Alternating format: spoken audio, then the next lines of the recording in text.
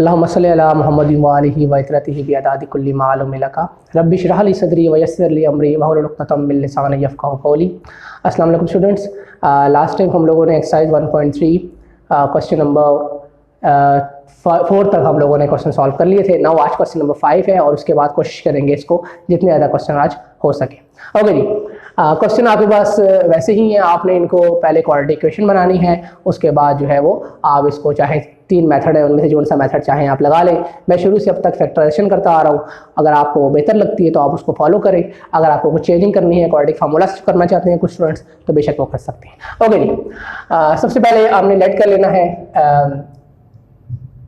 x की power -1 को y के इक्वल, क्योंकि 1 इज स्मॉलर देन 2। साइन को आप फिलहाल नहीं देखेंगे, आप सिर्फ ये देखें कि छोटी जो वैल्यू है वो कौन सी है। ओके जी, y is equal to x की -1 taking square on both side करें तो y या एक मर्जी है स्केयरिंग कर ले, मर्जी है स्केयरिंग नहीं भी करते तो फिर भी आपके पास जो है वो y स्केयर की वैल्यू आ जाएगी। Taking square on both side करें, आपके पास आ जाएगा y square is equal to x raise to power -2। अब आपके पास जहां पर x की पावर -1 आ रही है वहां पर आपके लेट किया हुआ वेरिएबल y आ जाएगा और स्केयरिंग करने के बाद x की -2 की जगह पे y स्केयर आ जाएगा। तो रीपुटिंग कर लीजिए अब क्वेश्चन के अंदर, आपका क्वेश्चन बन जाएगा 3y square plus 5 is equal to 8y। Now मैंने आपसे कहा था कि जो हाईएस्ट पावर है कोशिश करें अगर वो पॉजिटिव में है तो उसकी तरफ जाए। तो ये पॉजिटिव वैल्यू है 8y को, अब आप क्या कर रहे हैं इसके पास ले आए तो ये बन जाएगा 3y square minus 8y plus 5 is equal to 0। ये आपके पास बन गई क्वाड्रेटिक इक्वेशन। नाउ अब आपकी मर्जी कि आप तीनों में से जो सा चाहे मर्जी मेथड लगाएं और इसको सॉल्व करें। मैं फैक्टराइजेशन से कर रहा हूं। मैंने लास्ट टाइम भी आपको कहा था कि फर्स्ट और लास्ट टर्म को आपने करना है मल्टीप्लाई, और साइड वर्क में बेशक आप कर लें कि 3y स्केयर मल्टीप्लाई में 5 करेंगे आप तो आपके पास आ जाएगा 15। आपको 15 के ऐसे दो वैल्यूज, तो ऐसे फैक्टर चाहिए कि जिनको मल्टीप्लाई करने हैं तो 15 ही मिले, लेकिन प्लस माइनस करने से आपके पास 8y आना चाहिए। तो हम बारी बारी जो है इसको सॉल्व करते हैं। सबसे पहले 1 के टेबल में चेक करता हूँ, 1 15 15, तो 1 में 15 ऐड करने से भी आपको जो है वो 8 नहीं मिलने वाला, और 1 में से 15 सब्ट्रैक्ट करने से भी आपको 8 जो है वो नहीं मिल सकता। 2 के टेबल में 15 आता नहीं है। 3 5 15, तो 3 में 5 ऐड करें तो आपको 8 मिल जाएगा। हो सकता है कि ये आपका रिक्वायर्ड जो है फैक्टर हो। चेकिंग करते हैं। फर्स्ट टर्म को आपने कुछ नहीं कहना, लास्ट टर्म को भी आपने कुछ नहीं कहना, जबकि सिर्फ जो मिड टर्म है उसको आपने छेड़ना है। आपको साइन नेगेटिव का चाहिए और ये दोनों को प्लस करना है आपने।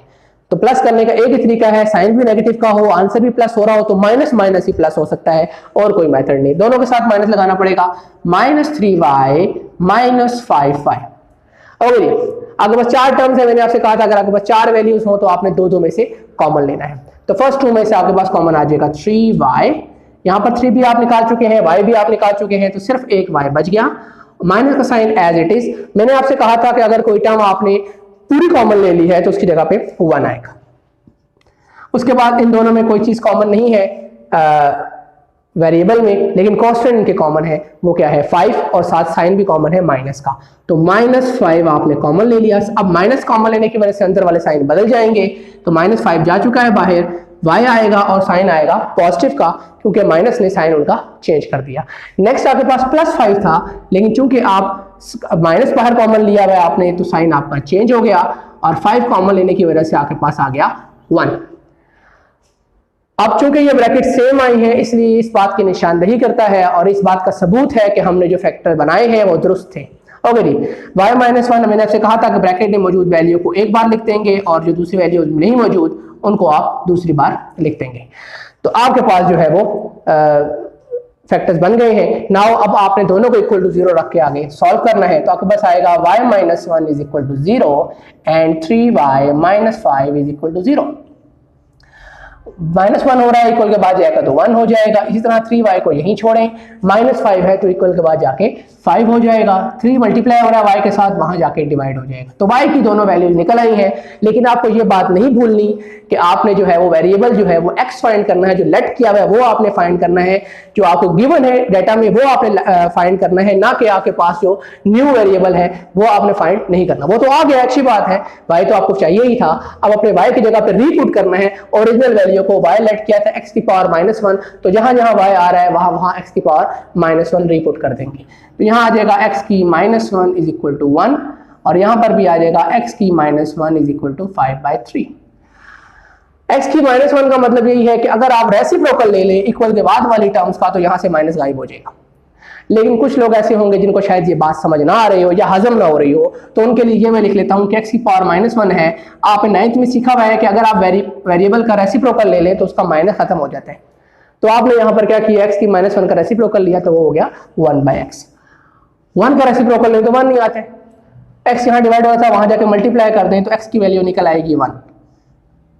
चाहते तो आप रेसिप्रोकल लेके डायरेक्ट कर सकते थे, लेकिन आप इस मेथड से करें, आपको जरा समझ भी आ जाएगा, नजर भी आ जाएगा। ओके, अगेन वही काम यहाँ पर भी करें, x की पावर -1 है, यहाँ आके 1/x हो गई, क्योंकि नेगेटिव वैल्यू अगर नेगेटिव पावर हो तो रेसिप्रोकल लेने से वो पॉजिटिव हो जाती है। सेम यही काम आपने 5/3 के साथ किया। ओके जी, अब आपने क्या करना है, आपने x मालूम करना है और इक्वल के बाद अगर आपके पास फ्रैक्शन में वैल्यू लिखी हो तो मैंने आपसे कहा था कि आप उनको क्रॉस मल्टीप्लाई करते हैं। तो 1 को मल्टीप्लाई कर दें 3 को और x से मल्टीप्लाई कर दें 5 से, तो 5x is equal to 3 and x is equal to 3/5। अगर आप चाहते तो आप पहले स्टेप में ही रेसिप्रोकल लेके इनका x की -1 के बजाय x लिख देते, लेकिन ये जरा जस्टिफाइड मेथड है, बेहतर मेथड है। ओके जी, अभी हमारा क्वेश्चन नंबर 5 जो है वो एंड हो गया है। ओके स्टूडेंट्स, अब हम लोग क्वेश्चन नंबर 6 जो है वो स्टार्ट कर रहे हैं। क्वेश्चन नंबर 6 मैंने लिख दिया है 2x² + 1 + 3 divided by 2x² + 1 is equal to 4।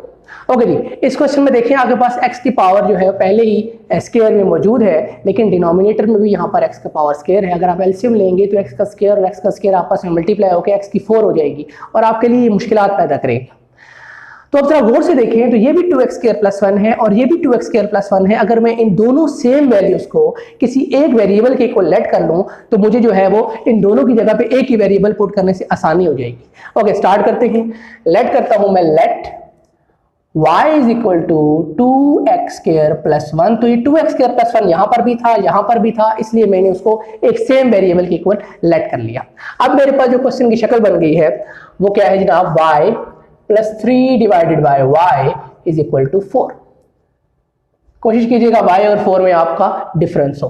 Okay ji, LCM लेंगे, यहाँ पर कुछ नहीं है, 1 है, यहाँ एलसीएम लिया, y को 1 से एलसीएम लिया तो y ही आएगा, क्योंकि 1 लिखने की जरूरत नहीं है। 1 के टेबल में y टाइम्स आएगा तो y को y से मल्टीप्लाई करें तो y²। सेम वैल्यूज हो तो डिनोमिनेटर वैसे ही आ जाता है, न्यूमरेटर वैसे ही आ जाता है और इक्वल के बाद वाली वैल्यू वैसे ही रहेगी। y यहाँ डिवाइड हो रहा है, इक्वल के बाद जाके मल्टीप्लाई होगा तो आपकी क्वेश्चन की शक्ल कुछ इस तरह बन जाएगी, y² + 3 is equal to 4y। मैंने आपसे कहा था कि आप कोशिश करेंगे कि सारे इक्वल से पहले आए और सारे ही कोशिश करेंगे कि आप हाईएस्ट पावर हमेशा पॉजिटिव हो। तो यहाँ पर हाईएस्ट पावर y² है, पॉजिटिव में है और ये छोटी वैल्यू है तो इसको इक्वल के बाद ले आए तो आपके पास क्वेश्चन की शक्ल बन जाएगी y² - 4y + 3 is equal to 0। अब मैं उम्मीद करता हूँ कि आपको फैक्टराइजेशन काफी अच्छे तरीके से समझ आ गई होगी। नाउ मैं फिर भी एक बार वो स्टेप जो बार बार दोहराता हूँ फिर दोहरा देता हूँ कि फर्स्ट और लास्ट टर्म को आपने करना है मल्टीप्लाई। यहाँ पे कोई कोफिशिएंट नहीं है तो 1 है, 1 को 3 से मल्टीप्लाई करेंगे तो आपको 3 चाहिए और आपको मालूम है कि 3 1 करेंगे तो 3 आएगा और 3 में 1 ऐड करने से 4 मिल जाएगा, इसलिए 3 और 1 जो है वो 4 के फैक्टर्स हैं। ओके जी, y² अपनी जगह पे +3 अपनी जगह पर और आपने मिड टर्म ब्रेक करनी है, सिर्फ मिड टर्म को ही आपने छेड़ना है या मिड टर्म के साथ ही आपने खेलना है। तो 4y को अगर मैं लिख लूं -3y और -y तो माइनस माइनस प्लस 3 1 3 मल्टीप्लाई करके 3 मिल जाएगा और 3 में 1 ऐड करने से 4 मिल जाएगा। इसका मतलब ये हुआ कि जो मुझे रिक्वायर्ड फैक्टर था वही मैंने बनाया है। मैंने कहा था 4 वैल्यूज हो तो आप कोशिश करेंगे कि आप दो में से कॉमन ले लें। यहाँ पर कॉमन आ गया y, अंदर बच गया y -3, यहाँ पर -1 कॉमन आ गया, अंदर बच गया y -3 इज इक्वल टू 0। ये इन ब्रैकेट्स का सेम आना इस बात का सबूत है कि आपके फैक्टर 100% दुरुस्त थे। तो y -3 को आप ले लें कॉमन, यहाँ पर आ गया y -1 इज इक्वल टू 0। अब दोनों फैक्टर्स को आप बारी बारी 0 के इक्वल पुट करें, वहां से आप y की वैल्यू निकाल लेंगे। तो यहाँ मैं लिख रहा हूँ y -3 is equal to 0 and y -1 is equal to 0। -3 था, इक्वल के बाद जाके +3 हो गया, -1 था, इक्वल के बाद जाके +1 हो गया। अगेन वही काम, मेरे पास y तो था ही नहीं, बल्कि y तो मैंने लेट किया है 2x² + 1। तो जहां जहां पे अब y आ रहा है वहां पर मैं 2x² + 1 पुट करूंगा। ओके जी, तो 2x² plus 1 is equal to 3 and 2x square is equal to 3, 1 यहाँ ऐड हो रहा है, इक्वल के बाद जाके माइनस हो जाएगा, and 2x square is equal to 3 minus 1 is 2। आपको x स्क्वायर जो है वो उसको अकेला करना है, 2 मल्टीप्लाई हो रहा है, इक्वल के बाद जाके डिवाइड हो जाएगा, तो x square is equal to 2 divided by 2, same values हो, न्यूमरेटर और डिनोमिनेटर में लिखी हो, यानी कि डिवाइड हो रही हो तो कैंसिल हो जाती हैं और आंसर आता है 1। तो x square is equal to 1, लेकिन आपको x का स्क्वायर तो फाइंड नहीं करना, आपको फाइंड करना है x, तो बोथ साइड पे स्क्वायर रूट ले लेंगे। यहाँ पर भी स्क्वायर रूट आ गया, यहाँ पर भी स्क्वायर रूट आ गया, और याद रखें स्क्वायर रूट खुद से लगाएंगे तो प्लस माइनस भी आपको लगाना पड़ेगा। ओके जी, स्क्वायर रूट से cancel, x is equal two plus minus 1 की मैंने कहा था पावर जो मर्जी हो, आपके पास आंसर 1 ही आएगा, दैट्स वाई आपने स्क्वायर रूट को इग्नोर कर दिया है, क्योंकि 1 का स्क्वायर रूट भी 1 ही होता है। ओके जी, अगेन अब आप यहाँ पे स्टार्ट करें, आपके पास y है 1 के इक्वल, y आप लेट कर चुके हैं 2x स्क्वायर प्लस 1। ओके जी, y की जगह आप पुट कर दें, रीपुट कर दें, 2x square plus 1 is equal to 1, 1 यहाँ ऐड हो रहा है, इक्वल के बाद जाके सब्ट्रैक्ट हो जाएगा, तो 1 माइनस 1 होता है आपके पास 0, तो 2x square is equal to 0, और 2 यहाँ मल्टीप्लाई हो रहा है, इक्वल के बाद जाके डिवाइड होगा, 0 के नीचे कुछ भी डिवाइड हो तो आपको ये बात मालूम होनी चाहिए कि 0 divided by anything is equal to 0।